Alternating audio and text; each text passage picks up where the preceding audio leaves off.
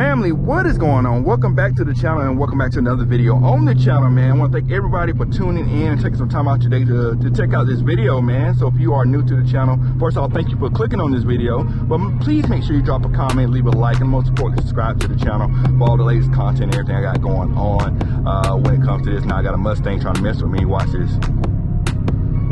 Please don't make me do it, because I would do it and I do not care. But anyway, he's trying to zoom around me and stuff. But anyway, if you are a returning viewer to the channel, man, just want to thank you guys for rocking with me and supporting the channel and all that type of stuff. I know he better not hit me. Yeah, so we had to merge up in this Mustang behind me. Has been weaving in and out of traffic because he sees me, dummy. But anyway, I'm not gonna talk about him. But like I said, if you've been rocking with the channel, supporting the channel, man, I want to thank you guys for doing so, man. It's been I'm not letting everybody else go, because you're the last person letting over. I'm not letting anybody else over. Not letting anybody else over. But let me get this intro out the way, man. If you've been rocking with the channel, thank you guys for supporting me on this YouTube journey, man. That does not go unnoticed, man. And I just want to say thank you guys. So I'm not gonna hold you too long. Let's go ahead and get into the topic of today's video. You see the title and you see the thumbnail, man. So we already know 2023 is gonna be the end of a lot of stuff, and we know a lot of manufacturers going the route of electric vehicles and pushing electric vehicles hard. We know Dodge is gonna be dropping an electric car. We know that some of the other brands, such as like under the Mopar umbrella, like Ram, Jeep, and things like that, they have electric vehicles slated to drop as well. But let's not forget the fact why they're dropping electric vehicles, guys. The reason they're dropping electric vehicles is because of the EPA standards.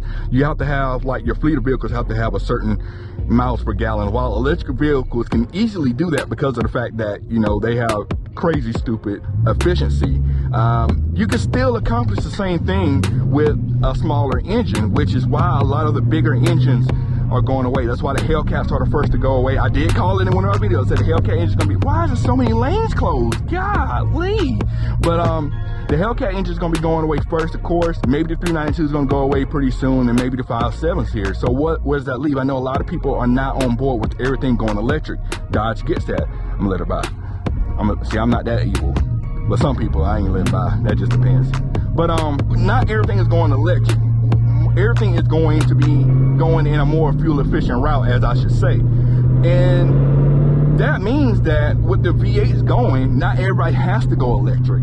What it looks like Dodge is doing here, and they have released, let people know that, you know, it's not all gonna be electric. So they are releasing their new inline 6 twin turbo Hurricane engine. That's yeah, we're going twin turbo inline 6 engines. And let's talk a little bit about it. I think it's gonna be like, like a 3-liter inline 6 engine, twin turbo, of course. Then they're gonna come in 2 variants with this engine. So pretty much what we got, we're gonna have a standard output engine, which is gonna put out more horsepower than the current 5.7, so more horsepower than what I'm driving right now. And they're gonna have a high output engine that is gonna put out more horsepower than the 392, and both are gonna be much more fuel efficient than both of those engines. I mean, let's say this, guys. I know I've been on this channel a lot saying I want my vroom vroom. Well, we're gonna get to keep our vroom vroom, but we're not gonna keep the V8 vroom vroom. That's gonna be the biggest thing that we got here. So they're letting people know that the vroom vroom is still gonna be around. We're just not gonna have the V8 vroom vroom anymore.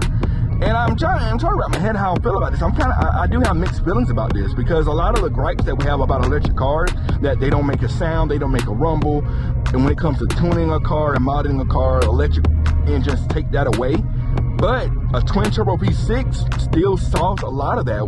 Granted, we don't have a V8 rumble anymore, but we still have an engine rumble. We still have a feel when we hit the accelerator. We still have that ability to mod our engines with the inline 6 twin turbo engines, right? So I mean, it does solve it to a certain extent, but we're going to be looking at Chargers and Challengers in the future that don't have V8s anymore. I know there's a lot of people out there that get on the guys for buying the V6. I'm not going to get on anybody for buying the V6. Right now, the V6 guys are winning, because have you not seen gas prices? Oh my God. But they winning right now. They're winning right now. I mean, a lot of people get the V6 because of the fact you got the look. People don't care, they don't care about the power. They want the looks, and you got the fuel efficiency. So they got the best of both worlds there. I mean, they don't have the V8, which if they wanted the V8, they probably they could get one, but that's not what their priority was. I'm not gonna hate on anybody for doing that. Pretty soon, watch it, you gonna do something? Okay, I thought he was gonna rev, because that's typical with Mustangs too. They see me and they want to rev by me and all that type of stuff, but it is what it is. You know, we're all gonna be the V6 guys. Unless you hold on to your V8, I'm definitely gonna hold on to my V8. What is this Mustang doing? He almost hit the curb up there. I don't know if y'all can see that. Like we're pretty soon we're all gonna be V8 guys. I mean V6 guys. Like there's not gonna be, or you don't have a V8, you got anything. We're all gonna be V6 guys at some point. But I wonder how Dodge is gonna play this, all right? So they introduced the inline 6 with the 2 different outputs, right?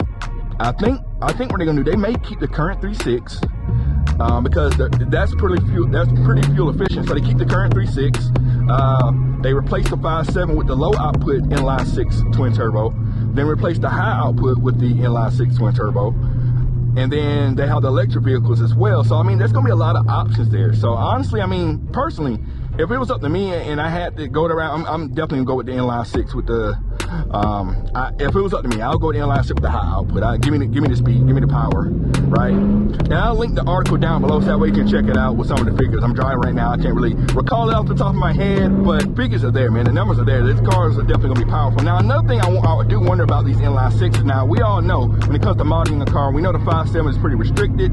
You really don't you gotta throw a lot of miles at it to get the full potential of it out. We know the 6.4s themselves, those cars are pretty maxed out, so there's not a lot of room for growth. I do wonder with these new inline 6s, how much mod potential are they? How restricted are they? How well do they respond to mods? Because that could be another game changer as well. If you're in the game for speed and modability and getting gains out of an engine, I wonder if these engines are gonna be mod friendly. I wonder if what can you do to those engines to make them perform even better than before, right? I wonder if they're gonna be cheaper to mod. Will they respond better, bigger gains? That's gonna be something interesting to see. I mean, I know not everyone's gonna like the inline 6s. I mean, I'm mixed on it because when I picture a Charger and Challenger, I'm picturing something with a V8 and hearing a V8, and this is definitely not gonna be anything like a V8. We're talking like engines that like BMWs and cars like that have, right? Which in some cases, those engines do mod pretty well and you get some pretty good horsepower out of them just doing simple stuff. But it's still gonna be something to see exactly how this plays out. So like I said, I'm gonna link the article below, man. I want to hear you guys' thoughts on the inline 6 twin turbo engines that Dodge is gonna be dropping, and it's gonna be dropping a lot of the cars. So not just Dodge, we're talking Ram, we're talking Jeep, we're talking a lot of cars under the Stellantis umbrella here. So might be seeing them pretty soon, maybe 2023 when we start seeing some of the engines, because they are producing engines now, so we may be seeing those in 2023. Now when it comes to Challenger and Charger, I'm not sure when, maybe 2024 before we see it, or what have it. So we're not 100% sure there, but like I said, man, drop some thoughts below. Want to hear you guys' input on this and how you feel about it. Would you be interested in getting one if you had to get one? I'm still gonna say hold on to your V8s. Those things are going to be rare, extremely rare, so make sure you do that. But as always, man, thank you for tuning in to the video. We'll catch you on the next one. We are out. Cut it.